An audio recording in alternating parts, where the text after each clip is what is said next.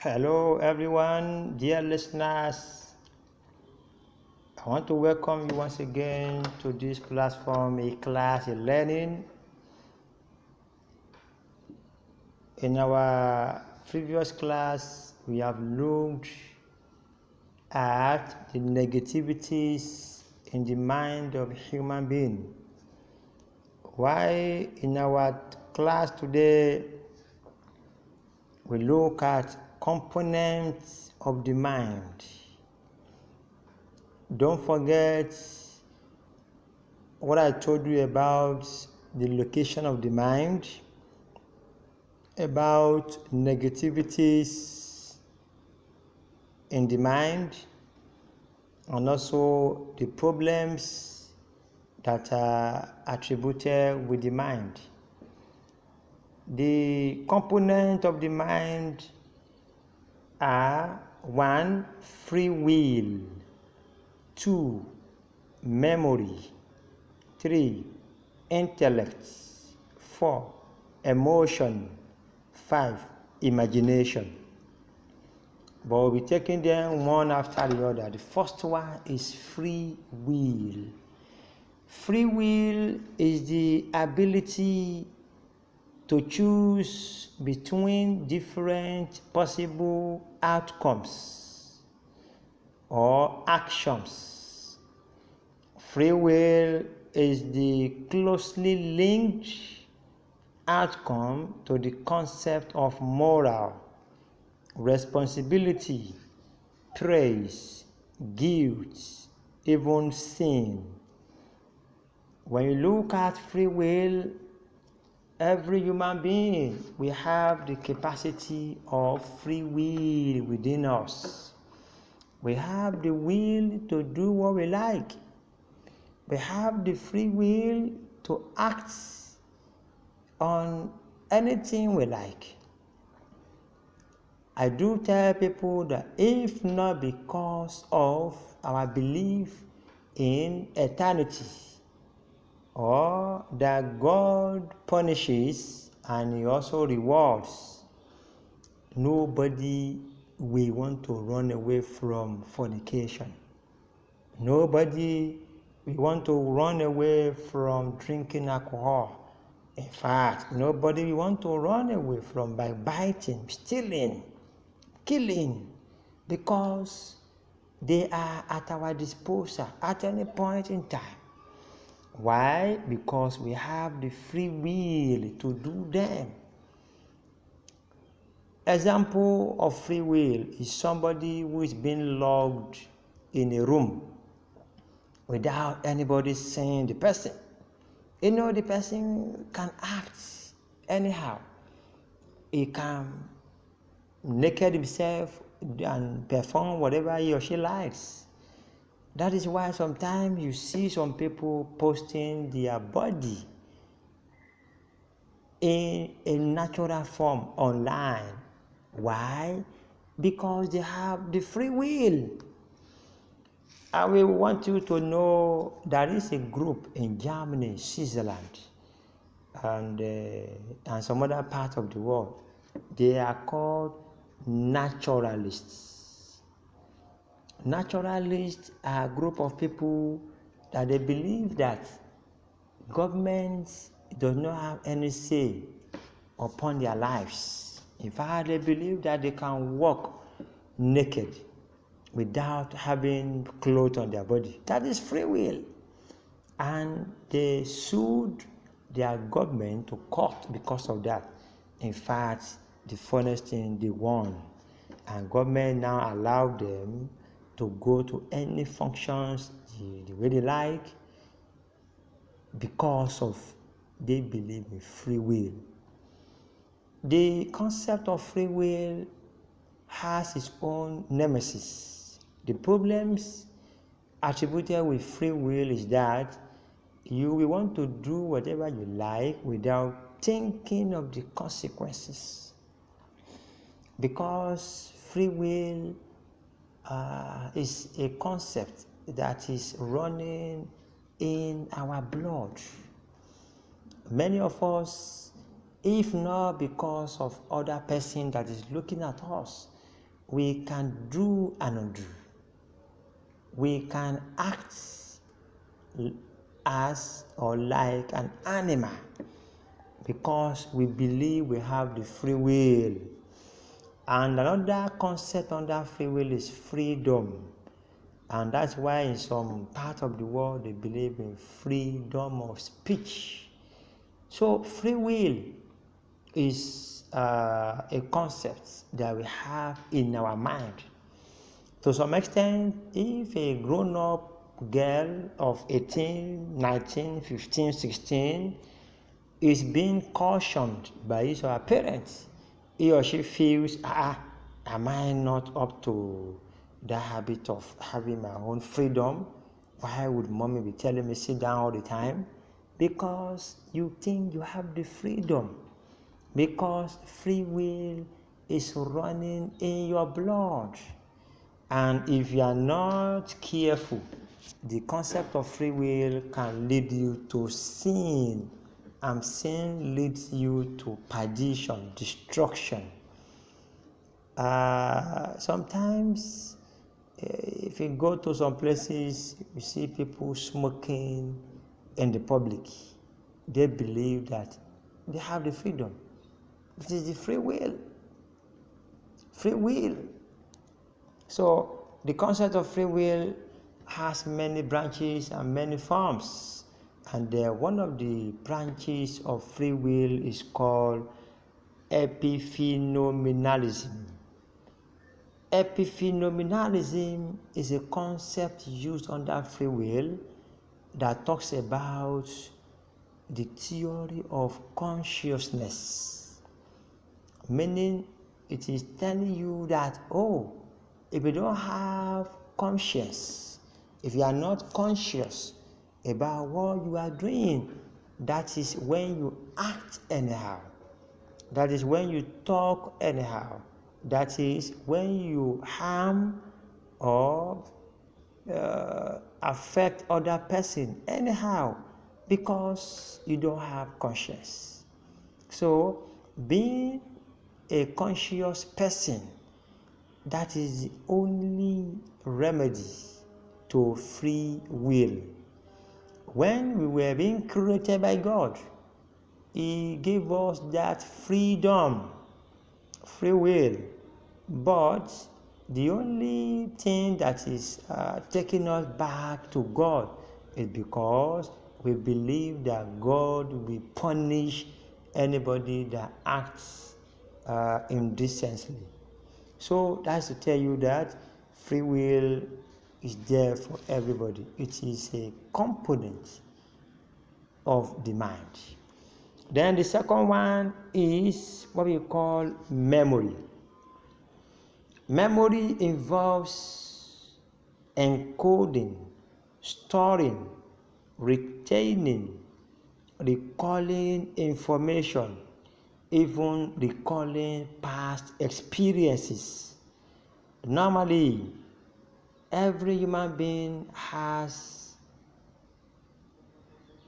a genuine memory to recall what has happened in the past. But memory is one of the components of the mind. There is a kind of connection between the mind and the memory. But don't forget that the mind and our brain are never the same. Likewise, the memory and the mind are never the same. But to the psychologist, memory dwells more in the brain. So, the habit of recalling comes from the brain. The habit of retaining, storing information comes from the brain. That is why sometimes they will tell you that you have what they call short, long, and medium term memory. But whichever way, the major one that I want to look under the concept of memory, meaning the types of memory. We have 4 of them here. The first one is implicit memory. Implicit memory is the habit of using past experiences to remember things without thinking about them.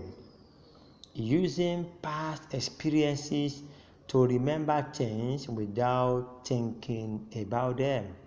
I remember an incident that happened with a young girl, and that but God forbid that to anyone.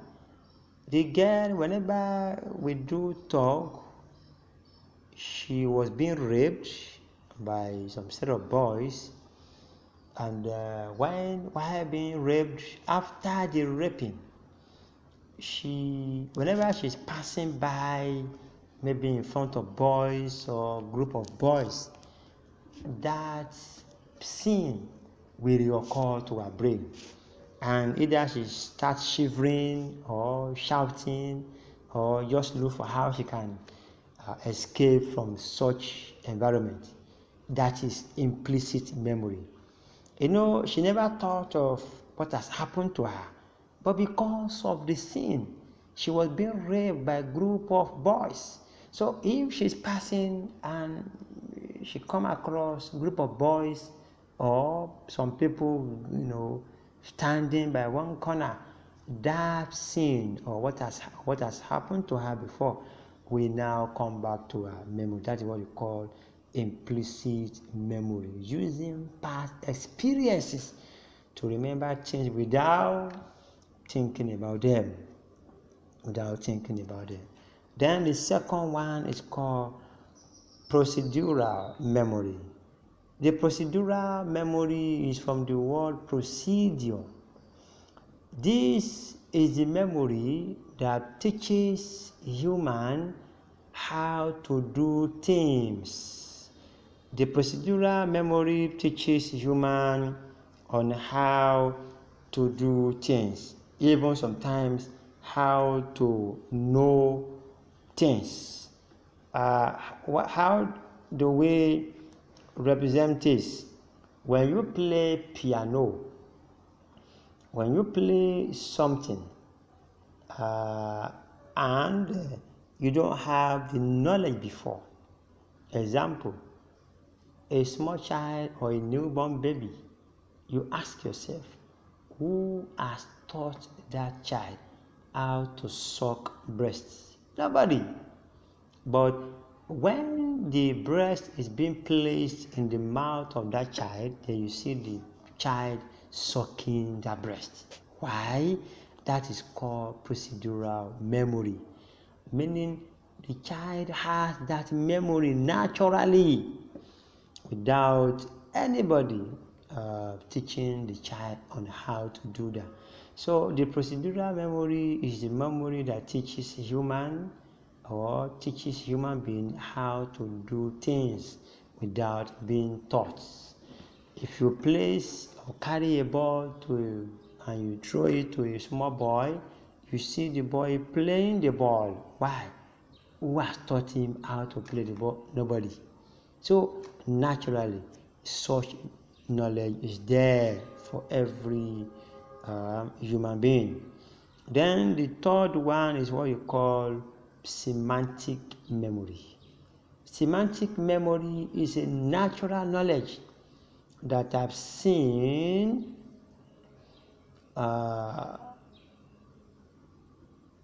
in every human being.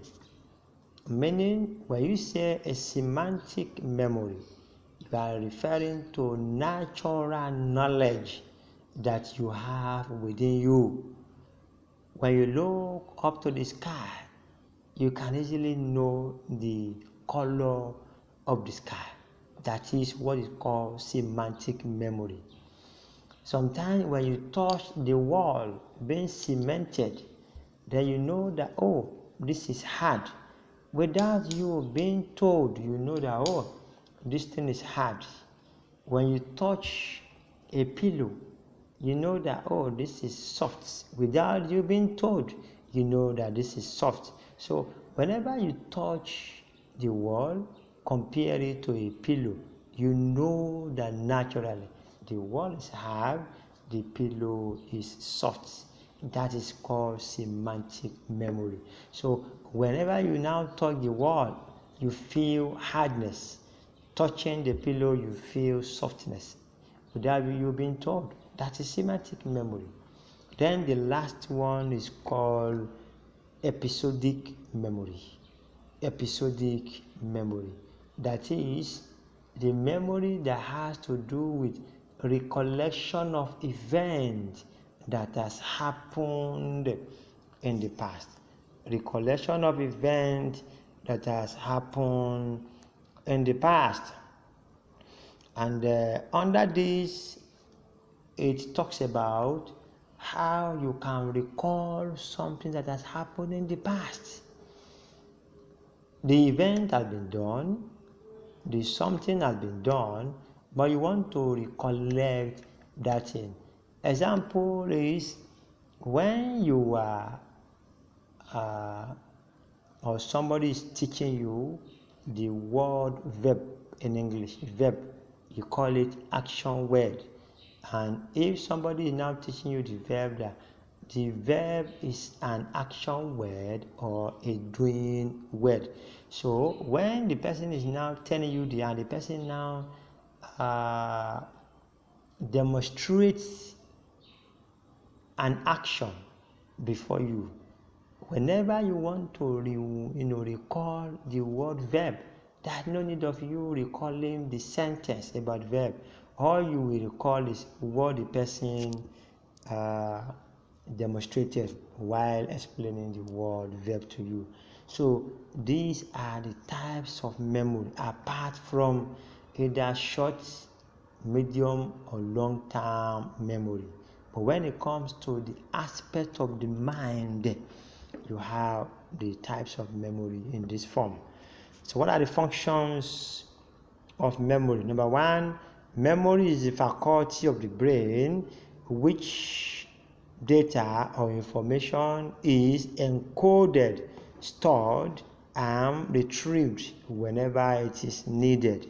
Number two, it is the retention of information over time for the purpose of influencing future action. Number three, if past events could not be remembered, it would be impossible for language relationships or personality or personal identity to be developed. Then for us to remember all this, it is the function of the memory. Also, memory also describes the act of forgetfulness or amnesia. Then, memory is often understood as an informal process or processing system with explicit and implicit functioning that is made up of sensory processor. Thank you for your time.